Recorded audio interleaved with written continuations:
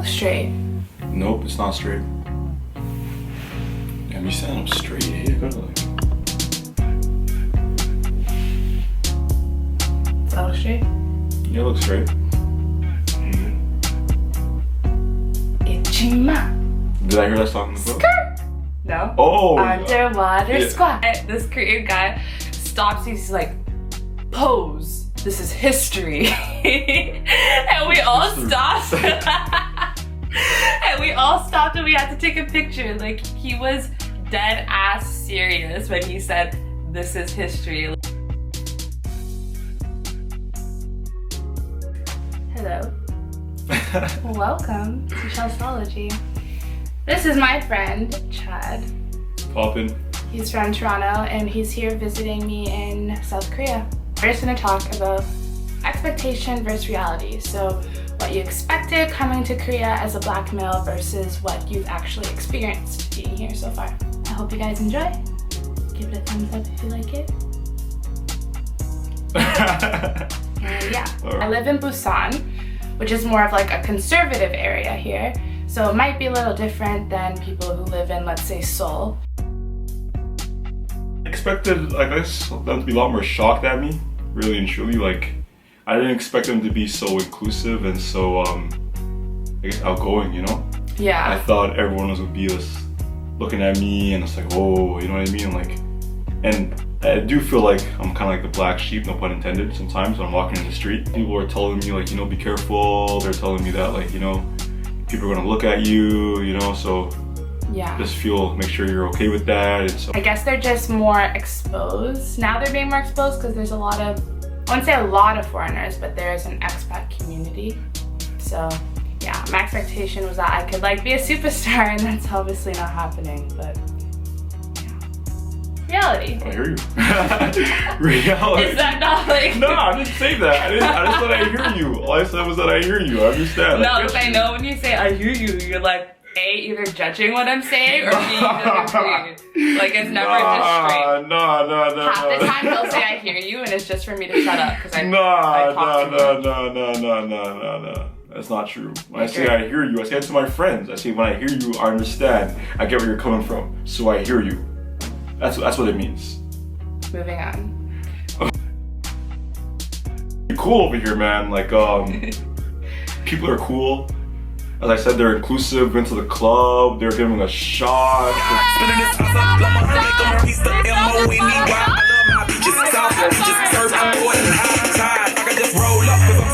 Making me feel welcome. People always, they want to talk to us, like we're like the cool kids, you know what I mean? Cool kids around the block, and it's like, they look at us as we're always having a good time, and maybe we are having a good time, and that's why they want to talk to us. Cause I haven't really had a bad experience with a Korean person, except for that one lady who actually got scared when I ran around. What happened? I was at the department store. I was going to buy some clothes. I turned the corner real fast. I was wearing like all black. And I turned the corner real fast and she didn't see me, so she jumped and she's like, oh.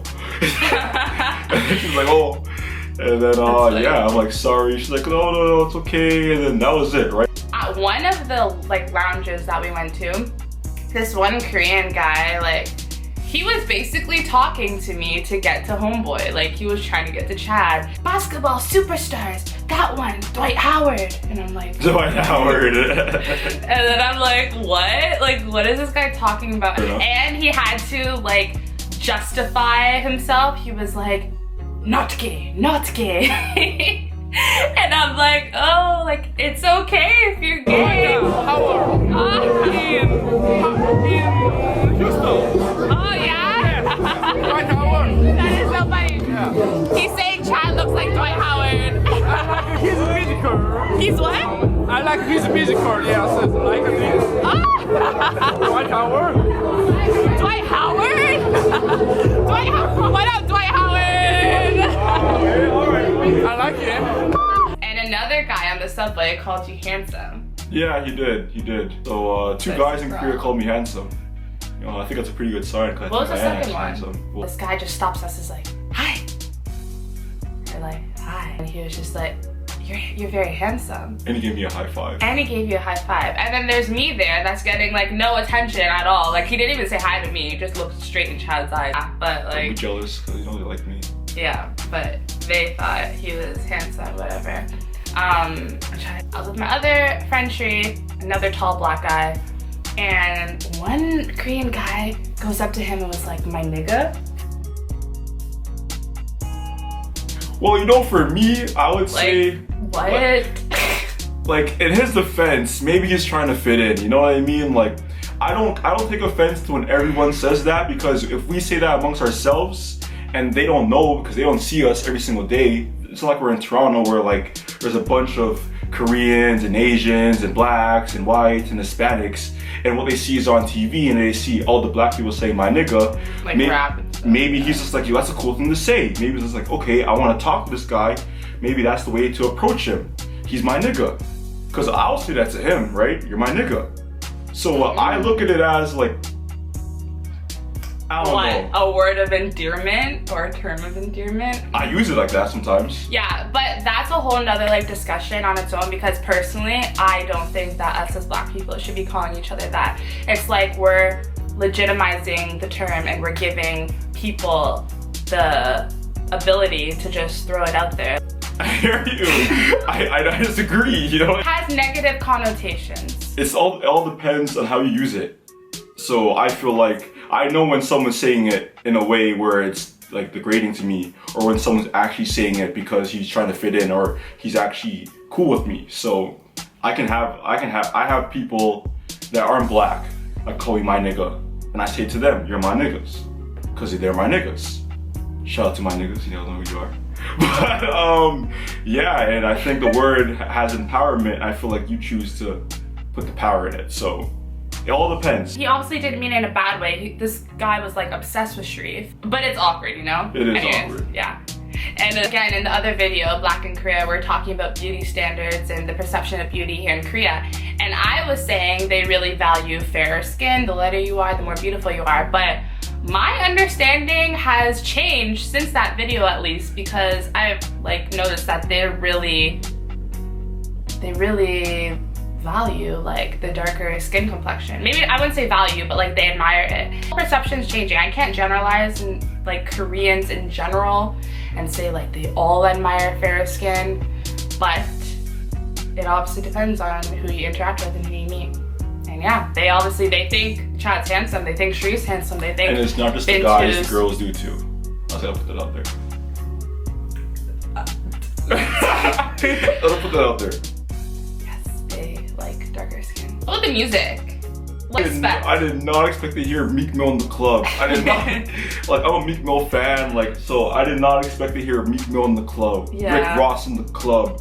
I'm hearing Drake, I could understand Drake, but Meek Mill, I was like, whoa. He was actually snapping.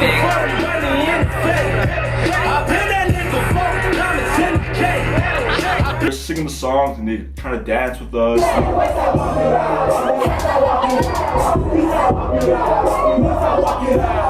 Yeah. But you know what's weird is me coming to Korea, I kind of expected that. I'm like, okay, not that they appropriate. I don't even like using the word appropriate. Now that I'm actually here and I'm going out and I'm hearing more and more stuff, like they take elements of like old school R&B in their K-pop, and they'll take elements of like maybe like down south.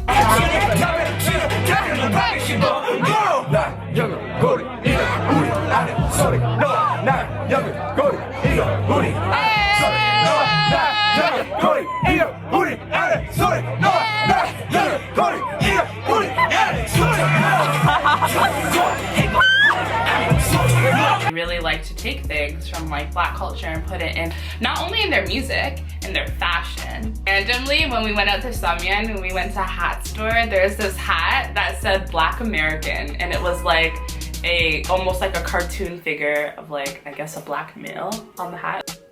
Yeah, a lot of stuff. Yeah, it was socially awkward. We're just like, we don't know how to feel. Like, I didn't think it was racist. Pretty upset. Like, if I seen someone wearing that, I'm like, what the hell? Why are you wearing that? That kind of got me upset. They'll have like random English words on their clothing, and I really think that they don't fully understand what it means. They just think it's like us. If you go back home in Canada, America, wherever, you go to H&M, you might like find a hat or find like a shirt that has random Chinese characters or random Hangul characters, and you're like, oh, that looks dope because it's in another language and the symbols look cool. But in reality, we have no idea what it says. And if like a Korean or a Chinese person or Japanese or whichever language, if they saw it and they actually knew what it said, they'd be like, that doesn't make any sense. So I totally understand. And they'll put random English words together that don't make sense and just put it on the clothing. And I guess it's like the same concept. It's cool for them, but they don't really know what it means. But when I see it, I'm like, eyebrow raised, makes no sense, kind of judging you. But yeah. Any last words? Would you recommend people coming to Korea? Yes, I would recommend it. I would recommend Why? it. It's cause it's a good time. It's pretty much. Comment below any type, like topics, talk about, I don't know, just like any videos that you want to see. It doesn't have to be Black in Korea. It can be about like teaching in Korea, just life in Korea, vlogs, blah, blah, blah, lookbooks, because that's what I want to do. Check out the Chad Hamilton podcast at the Chad Hamilton podcast on SoundCloud. Make sure you repost it, like it, subscribe. Peace and monkey grease. What? Why do you say monkey grease? What is that? I don't know, it rhymed. Okay, Yo! peace and love. Yo, you're funny. What kind of racist shit is that? I gotta pee. Wow. So are you done?